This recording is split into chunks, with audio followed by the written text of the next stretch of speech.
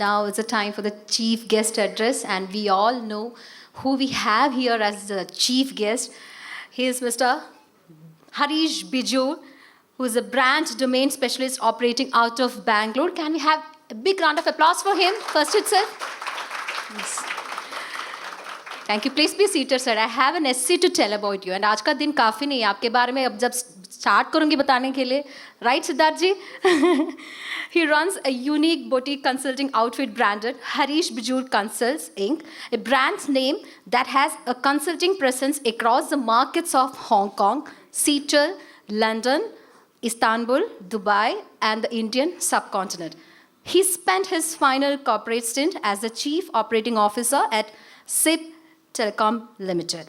Prior to that, he has spent the last 8 years with Tata Coffee Limited, Brook Bond Lipton India Limited, etc. And he's so passionate about coffee that he's an active member of many of the active coffee forums and delivers lectures on the subject all over India and even internationally. Yes. And he's an actively sought public speaker in the country at the forums that relate to general management, marketing, sales, retailing, consumer behavior, techno-branding, trend spotting, and allied areas. He teaches at the Indian School of Business, Hyderabad, and Mohali, in addition to the semesters at Overseas Business School in the US and Europe. And he has been teaching all these places since last 23 years, and lots more. And currently, he works on the bleeding edge brand and marketing work related to the metaverse, AI, and Web 3.0. With a huge round of applause, let's invite Harish Bijoor ji. Thank you, Chitra, for that. And thank you, Siddharth, for having me over today. Firstly, it's an absolute pleasure to be back in Kochi. I come here often, and I never refuse an invite from Kochi. That's the rule in my office. I've told them anywhere you can refuse, but not Kochi, because I'm a big foodie. I come to Kochi to eat the Karimin Podijatu, which you don't get better than at the Grand than anywhere else in out here. So I've tried a lot. I have a couple of other favorites in Kochi. Maybe in the evening when we are chatting, when I'm coming back here, I will share with you some of my food experiences at Kochi. At this point of time, the idea is not to talk about food, because hopefully all of us have had a good lunch and come out. But the idea is to talk about the Saraswat chamber and possibly a set of thoughts which I want to leave back with the Saraswat chamber. Firstly, heartiest congratulations to evangelists like Siddharth, who have actually put this together, created something called the Saraswat chamber. I think, that in itself is an achievement on its own. 6 years, you tell me, and I think that's terrific. 1,000 members, yeah, that's good. Can it be better? Of course it can. Can it be very big? Yeah, of course it can. But I think these are beginning baby steps happening, and possibly each one of you in Kochi today is actually creating the building blocks for the Saraswat chamber. Communities. I think, a lot of time people tend to say, you must think India first and then everything else. Diljit Dosanjh is getting into trouble because he's talking Punjab first and he's talking India later. Okay? So what must you talk first? What comes first? The small or the ostensibly big? My view is small is beautiful and small comes first. Community comes first, and then comes bigger community, then comes language groups, then come states, then come countries, then come regions, and then eventually comes the cosmos. Okay. If you start thinking of the cosmos and say that I belong to the cosmos, nobody belongs to anything. The moment you say that I belong to a community, maybe you're doing a good start. Believe in what I say or don't believe, that's left to you. But I've always believed that, it's always said the smallest unit of society is the individual. The smallest unit of society is the individual. It's a sociological truth. After the individual comes the family. In the beginning, it's always I. We all start with I. You draw an inner circle, a small inner circle, I. Guess what? Many of us live for the I. Many of us won't admit it, but many of us live for the I. Draw an outer circle around that I, and it's I and my family of 4.5 people. Because why 4.5 people? Because the Indian census says there are 5.5 people in every Indian home. I've been to many Indian homes, not found that half a person. But that's how statistics is. We have 5.5 people in an average Indian home. I love myself and I love my family of 4.5 people more. Nice. Then draw an outer circle around it. And that becomes my locality. My locality. Where am I coming from? I am a Bolar person. I am a Bolar person. That's it. I am a Bijoor person. I'm always about that small area. And then you draw an outer circle, it becomes the state. I come from Karnataka. You draw an outer circle, it becomes I come from India and I love India. And then you draw an outer circle and I say that I come from Southeast Asia. I love the whole area except Pakistan. And you go and draw a bigger circle and you say, in comes the world and finally the cosmos. For me, the Saraswat Chamber is a unit which knits together a community, and I think it's a great thing to do. There's nothing wrong with knitting a community. We have the Marwadi community in India, which is one of the biggest business communities out of India. A Marwadi stands for a Marwadi. A Marwadi stands with a Marwadi. A Marwadi buys from a Marwadi. A Marwadi sells to every other body. So at the end of the day, all I'm saying is the Jain community, which Siddharth spoke about, Jito and everything else, the Jain community does that. The Maratha community does that. Why should not the Saraswat community also attempt it is a great, great thought. Okay? So I'm not going to say anything more about that. Next, I'm going to talk about MSME Day today. Okay? It's a very important day. So heartiest congratulations. How many of you belong to the MSME sector? Literally all of you. Okay? Okay. Heartiest congratulations to all of you. It's MSME World MSME Day, International MSME Day. And I think the MSME, I do a lot of research in MSMEs. I do work with big companies, medium scale companies, and the MSME as well. MSME I do through the government, or, because at the end of the day, you have to be paid for what you do. And governments pay you to help the MSMEs. There are 64 million MSMEs in this country at this given point of time. There are two numbers. One is 73 million, the other is 64. I believe in 64 is the more correct one.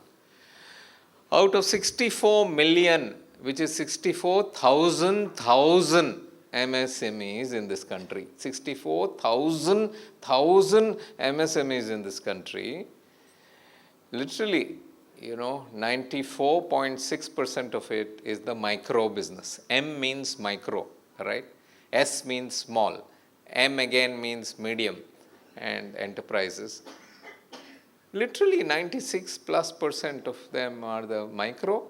And then if you add the micro and the small, it is literally 99.1%. And only the balance small percentage is called the medium enterprises. I think small is beautiful. So I'm going to go back to the theme again. But small is also weak. Small is weak. Small is not strong. Small is weak. We're so small that I can't be strong. My scale is so small. Nobody knows me. Nobody knows me. We have the best brands that come out from this region with the highest quality items. My favorite is, of course, my Gadbad from Pabbas or from the Ideal Ice Cream Group. You have the best of offerings, but very few people know it. Small is also limiting. We don't grow beyond our small little cocoon kind of a feeling. We stick to that, we don't grow bigger. I think that ambition needs to come within businesses in the MSME sector. Because MSMEs, in my research, have got two weaknesses. Weakness one is quality. We don't maintain the same quality every time. Every time, great quality. Every day, great quality. everyday great service. We don't give that. Okay? So that is a problem. The second is we don't know marketing. We don't believe in marketing. We don't believe in marketing. We are Eastern people. We say, I make a good product. People will come to me. But that doesn't happen. There are a lot of people who don't make such good products, but they talk from the rooftop and everybody goes to them. And that is called marketing in many, many senses. The MSME sector has got two weaknesses. On one side is quality, which is not consistent. The second side is marketing.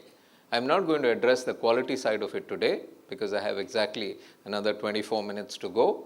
I'm going to talk to you more about marketing because marketing is something all of us don't believe in. How many of you believe in marketing? Oh my God, what else will you say? The marketing guy come here. If you don't put up your hand, I mean, it's maybe slightly less. But by the time you go out, take it from me, all of you will believe in marketing. Okay? That's my job. Because I've come here to convince you about marketing. Okay? Because you're going to die with me for 30 minutes. I hope all of us know we're not living, right? We are dying. Every day we are dying. But this 30 minutes that you die with me, you must die fruitfully by getting something out of those 30 minutes. Otherwise, it's useless to go to a forum and not take anything out. I'm also dying, by the way, don't worry.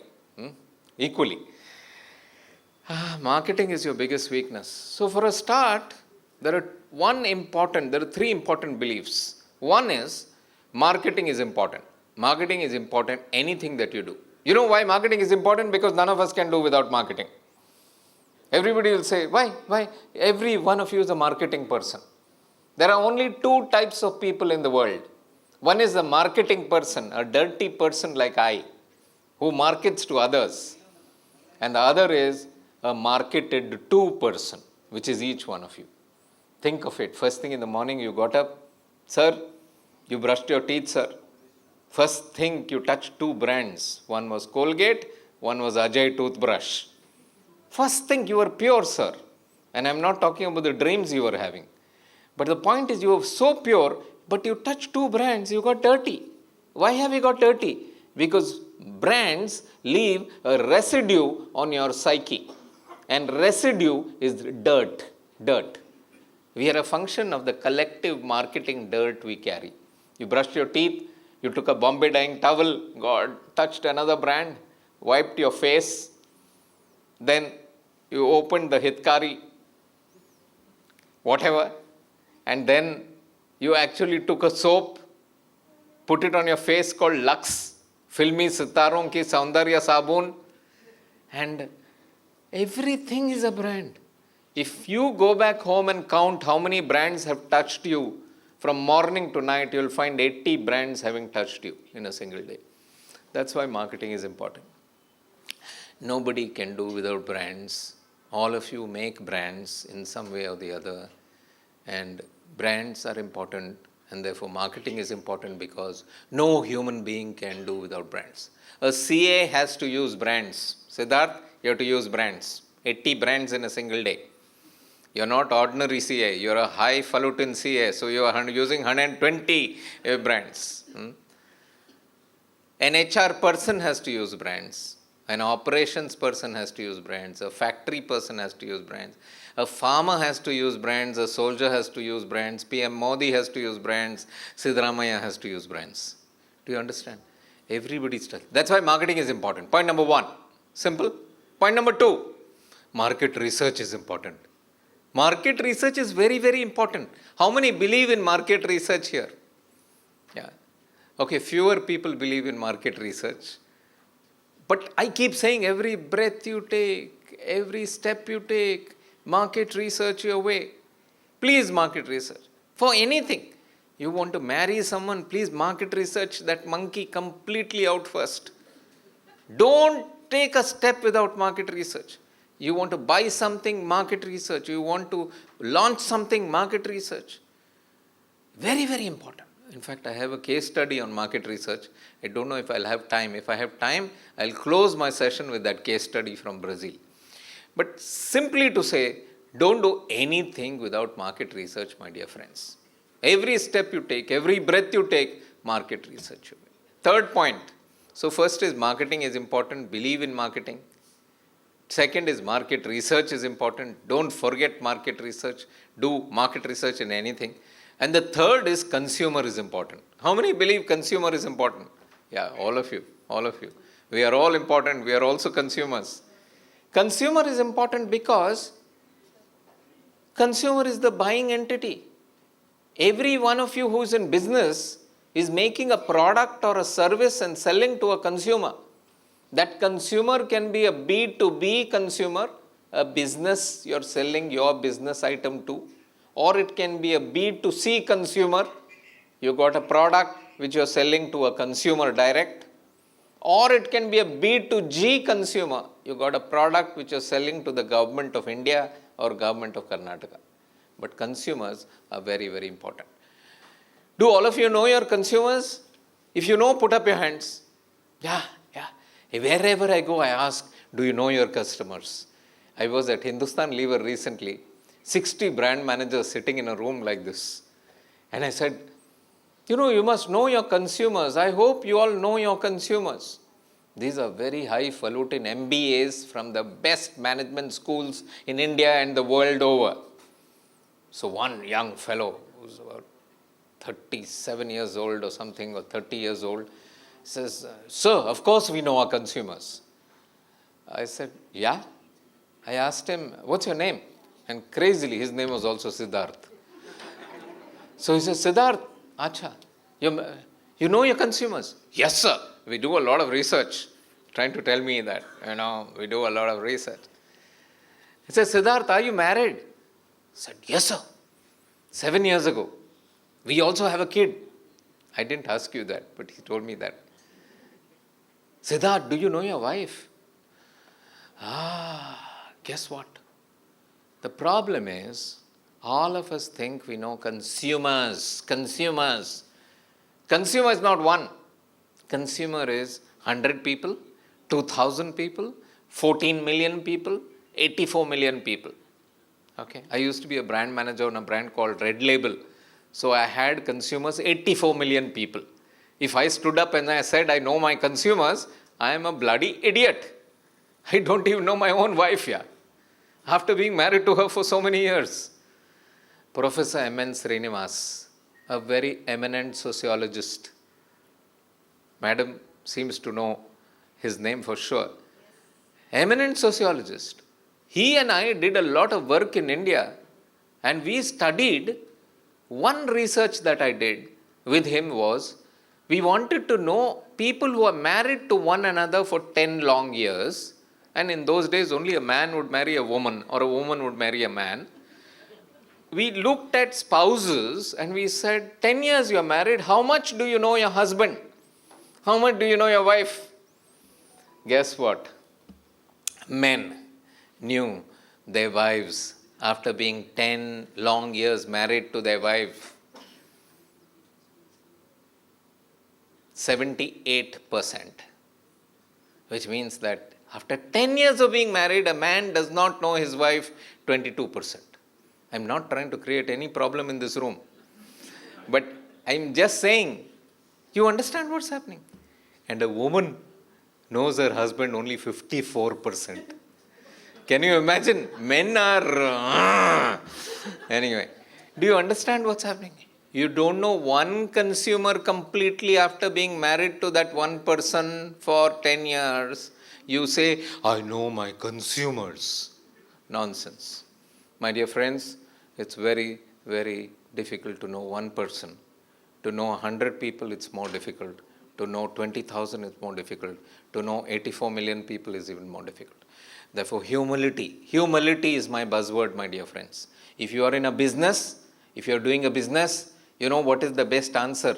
I don't know my consumer at all. Which is the truth. You don't know your consumers. And when you say, I don't know, you will work hard to know your consumer. So that is the third thing that I want to leave. Consumer is very, very important for you. You have to get to know your consumer better. More and more. And the consumer is like your child. In the beginning, you know your child 100 on 100. Many of you have had children, you have children in the house, some of you have grandchildren. When the baby is just born, totally dependent on the mother. And now fathers are also very hands-on and therefore totally involved with the baby. Baby, no, you know the baby 100 on 100. Up to 6 months, 8 months, 2 years, you know the baby 100 on 100. Baby says do, you know what it wants. Baby says su, you know what it wants. Baby says ka, you know what it wants. If you look at it, you know the baby 100 on 100 for 2 years. After the baby starts crawling, you know the baby less. Maybe you know the baby 98, not 100. Because the baby wants something, you don't know what the baby wants. The baby grows up, becomes an animal of age 15. You don't know this 15-year teenager at all. Many of you have children who are 15 years old. You don't know who that animal is. At 21, you know the animal less. At 30, yeah, he's around, but I'm not sure who he is. Do you understand what's happening? Guys, the same thing.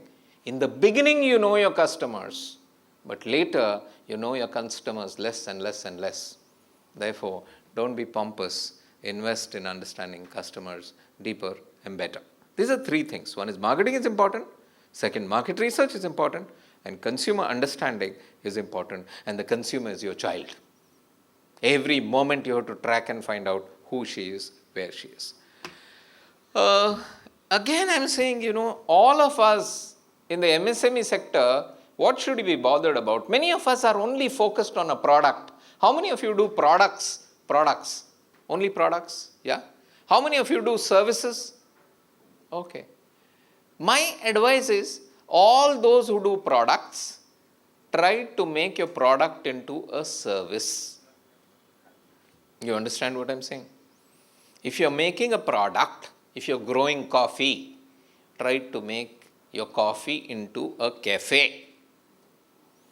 If you're growing tea, or if you're marketing tea in a packet form, try to make a cha bar, which is a service. Because service gives you better value than products do.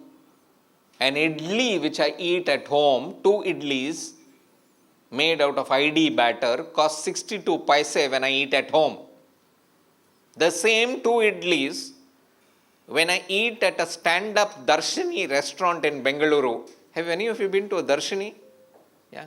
You go and pick up a token for an idli, go give it to that counter. In the counter, the fellow will take out 2 idlis, he'll put some sambar, dip idli.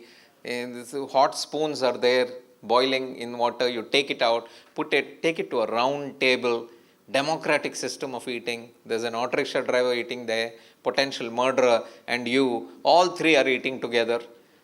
You pay 16 rupees for the same 2 idlis.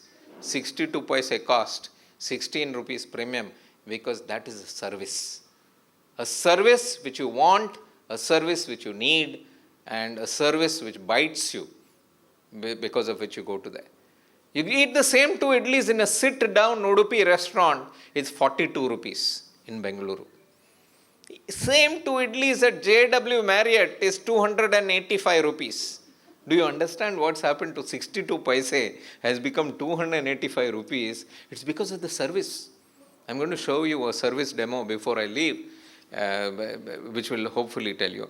Therefore, whatever it is, if it is an idli maav that you're making, think of being a restaurant.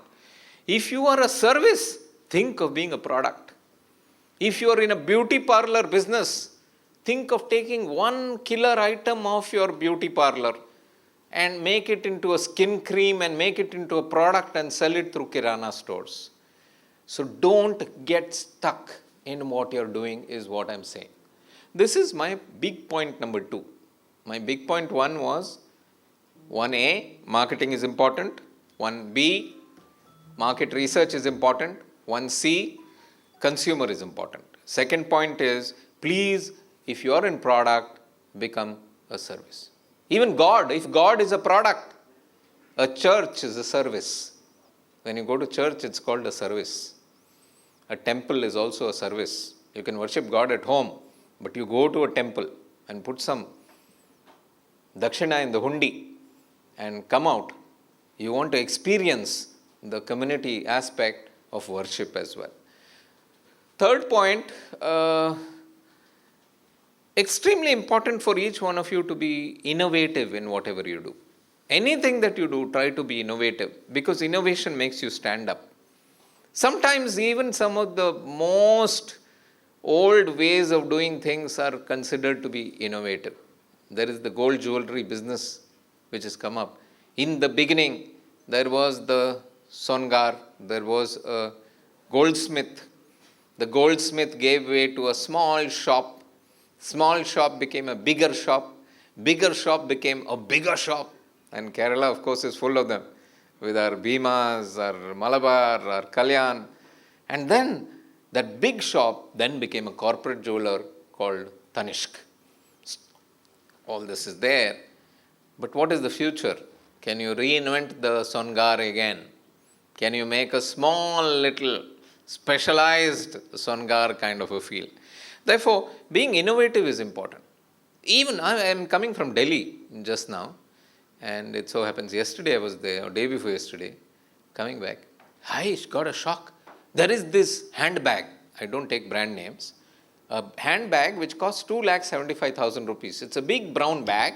It has got big 2 letters of the alphabet written in big. Brown bag, dirty color brass buckle on it, costs 2,75,000 rupees. It's actually made in Chennai and it's exported globally. And when it comes back, out of Chennai it leaves at 2,650 rupees FOB. When it comes back, it becomes 2,75,000 rupees. Power of a brand. Power of a brand. Now this bag, whatever the brand name is, I don't know the brand name. This brand, in Delhi, there is a fellow who's a small and medium entrepreneur who's running a library of these bags. That is, he says, why buy when you can borrow? He's got 270 different bags of the same brand, different styles. And anybody who wants to go to him, he can go and you can borrow a bag for 3 days. For 3 days, you pay 2,000 rupees for a bag, which would otherwise cost you 4.5 lakhs. And he says, take it for this party. If you buy for 4 lakhs rupees, you'll carry that bag for all the next 200 parties you'll go in your full life. Now, you can carry one different bag for every party. You come 3 days, you borrow this, and he says, next time, don't borrow another one. Next time also borrow the same one. Because other people, if they see you, every party you're carrying a different bag, you'll have an AD raid, or they will say some Kochi is there. So it's called a lending library of brands. So innovation happens everywhere. My dear friends, I'd just like to say that service is very important, and I think I've got another 7 minutes to go. And I'll do this service exercise and leave you to say that last thing that everybody must focus on in the SME category is service. You should be able to serve people well. Is that okay? Do you serve well? Yes or no? Yeah? You're good at service? Yeah. I'll show you something. I'm going to build a pyramid like this. This is the only technical thing I'm going to talk. Pyramid. Right at the bottom of the pyramid is something called customer service. But we marketing people like to use better and better word and say customer service is right at the bottom. Above that is called customer satisfaction. You must not only serve the customer, but you must satisfy the customer. And above that, we marketing people came out in the 80s and we said there's something called customer delight. Delight. You know, you must leave the customer delighted. And above that, we said you must give customer ecstasy. Ecstasy. I won't talk about all this. I'll just show you a demo and then say bye to you. Who's thirsty in this room to drink water? Tell me, who's thirsty? Yes, sir. You're sitting there and hopefully all of you will be able to hear what I'm saying loudly. All of you are able to hear? Yeah? Okay. I'm going to serve you water, and that's my phone telling me that I have exactly 5 more minutes to go. Okay, I'm going to serve water. Sir, what is your name? Please sit there. Please sit there. Rohit, please sit there. I'm going to show you what customer service is. Customer service is the bottom rung way of serving. When there are a large number of customers in the market, and very few servers, one server, this is the way I will serve water to Rohit. Now Rohit is going to drink water. I'm going to serve him water because this is the best way. I've got 5 glasses in one hand, 5 glasses in another hand, and this is the only way I can serve water because there are too many customers in the market. Everybody has to be served. Each one of you has to be served. This is the only way I can serve. I've got 5 glasses here. Any Udupi restaurant you go to, including in Mumbai, my friend, in Mumbai, I went to a place called Vesava, near the Siddhivinayak Mandir. And I went there, Udupi restaurant, the boy brought water like this with finger dipped in his hand. And I drank it lap, because I was thirsty. But my friend Rohit will now drink this water and tell me how he likes it. You're going to drink it? You won't drink it, right? Hold it. You know why Rohit won't drink it? Because he's too classy. He's too classy. He says, hygiene. What is this hygiene? It's nonsensical. He doesn't want to drink water like this. Any Udupi restaurant I've been to serves like this. I grew up for a while in Udupi, and this ideal ice cream, I'd go to one corner, and I went to one particular place, and I had gone for my MBA. So in the middle of my MBA break, I came back, and I went again to Ideal for my Gadbad. I went there, boy brought water like this, dipped with finger dipped. Before going for my MBA, I'll drink water like this, lap, no problem. After 11 months of doing MBA, I come back, I've got wings and tail and horns. And I say, uncle, what is this? I went up to the guy who's at the counter. I say, uncle, what is this? I used to call him, this is such and such a year and you're still serving water with fingers of boys dipped in it. He looks at me and says, Harisha, he used to call me Harisha. Harisha, ನೀವೆಲ್ಲ MBA, ಶೆಂಬಿಎ ಮಾಡ್ಕೊಂಡು ಬರ್ತೀರಿ ಮಾತ್ರ ಬುದ್ಧಿ ಇಲ್ಲ. I said, yen uncle? I got angry because so much of money is being spent on my MBA and you are denigrating it. He says, ಒಂದು ಮಾತು ಹೇಳಪ್ಪ ಹರೀಶ, ನಂದು ಹುಡುಗ, wherever he is serving, only job he does is serve water. His fingers are always in the water. How can they be dirty? Do you understand? That is his intelligence. Okay, now we are not talking about that. I have to, Rohit, हमने आपको बहुत पानी पिलाना है आज. Yeah? So I'm going to take a clean glass of water. Anybody's got a clean? Thank you, ma'am. This is really clean. And I'm going to pour some water. Sir, could you pour water in it? I'm going to now, what I first showed you is called customer service. Many of you in the small scale enterprises do customer service. There are too many people to be served and therefore you offer service which is not great service. You must offer better service. This is called customer satisfaction. And you will see Rohit drinking the water now. Please drink this and give me a smile. That means I have served you well. Rohit is drinking the water because he did not see me dip my finger behind there and give it to him.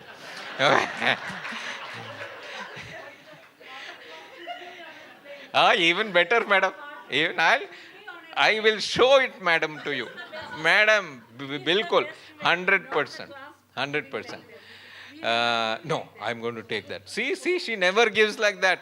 See, one of the best service that we get in India is within a home, where the housewife and at times the house husband goes all the way out to serve in a proper manner. But after that, it stops. For in the public space, we don't give a damn.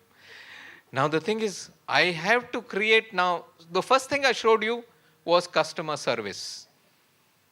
When every Udupi restaurant is serving water with finger of their boys dipped in it, the one Udupi restaurant who puts up a board and says, we serve water at our restaurant without the fingers of our boys dipped in it becomes the USP. That is called customer satisfaction. So second thing that I've showed you is customer satisfaction. We hit 3:30. I'm going to take 1 minute extra and then close this session. I'm now going to show this to Rohit. I'm going to serve Rohit water. And will one of you please hold this mic for me as you come by and walk with me, okay? Come. Come. Young man, come hold this and let me speak into it if you don't mind, okay? Now, Rohit, just imagine you have walked into the JW Marriott Hotel at Bengaluru. And I'm this nattily clad young waitress walking towards you. You've asked for water, and I'm bringing you a bottle of water with a glass. And I'm bringing this water, and stop looking at me like that. Yeah. I come up to you, and please hold this as if it's kept on the table. There is a cloth on this bottle. I open the cloth, and you're meant to just touch it and nod because the temperature is okay. I've never sent it back any time. This is drama of food. I open it. I take the bottle away from my breath pops, away so that no saliva falls into it, though Rohit will not mind. I take the bottle and I start pouring it softly as if it is liquid gold. And without letting a drop out, I close this, I put it back on the table, and imagining the consumer to be a moron, I say, "Sir, your water." Pillow.